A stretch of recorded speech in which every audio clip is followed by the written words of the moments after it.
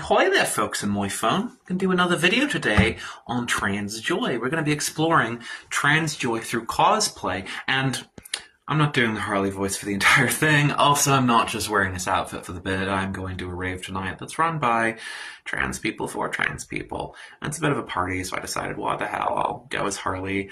But it's going to more fit into a topic in a future video, the idea of community. And as it's a rave, I don't know what I'm doing with this mallet. That's a health and safety nightmare, an accident waiting to happen. So get out of here, you. Whoops.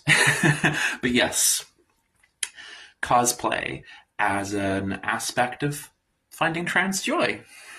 I know a lot of people who do cosplay as a form of that safe self-expression, like we talked about in other videos from video games and tabletop RPGs and LARPs, where cosplay is just a way of doing it in a form that's safe. Like conventions such as QCon are actually a pretty decent space for this. I've certainly experienced no grief at QCon for being a trans person. It's quite a queer-friendly space in my experience.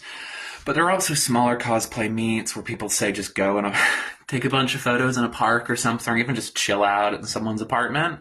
And there's can be other avenues of doing cosplay as part of a community. You don't have to, of course. You can just cosplay in the comfort of wherever you do feel safe, whether that is just at a friend's house or within where it is that you actually live. So you don't have to necessarily get into the community spaces, especially at the start when you might be being a bit nervous, a bit shy, that sort of thing. And again, understandably a little bit scared.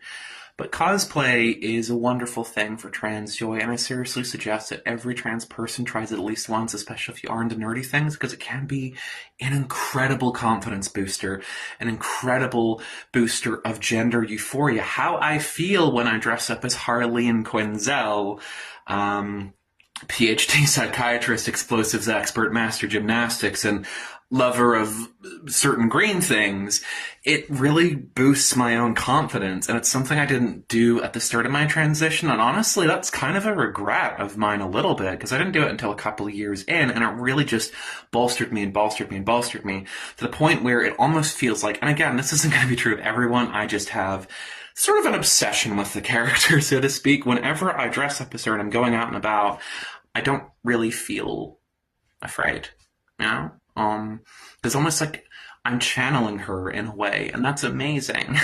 And so I fully commit, I do the voice, makeup's improved over the years, certainly, and everything else, and that's been a real important part of my own journey, and it can be for yours too, but again, cosplay isn't necessarily for everybody.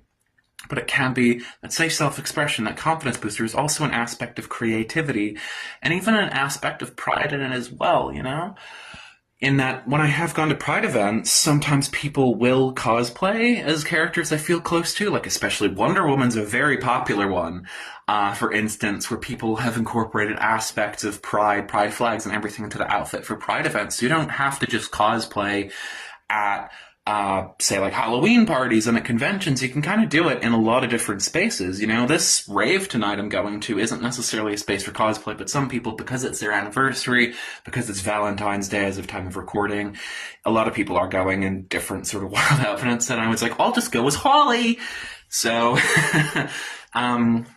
but yeah, the community aspect can also be, harkening back to what I talked about in the D&D video. If you're in a very, very nice cosplay community, that can be the people who you sort of, are yourself around, who you eventually tell about who you are and form that safe community, that safe group of friends.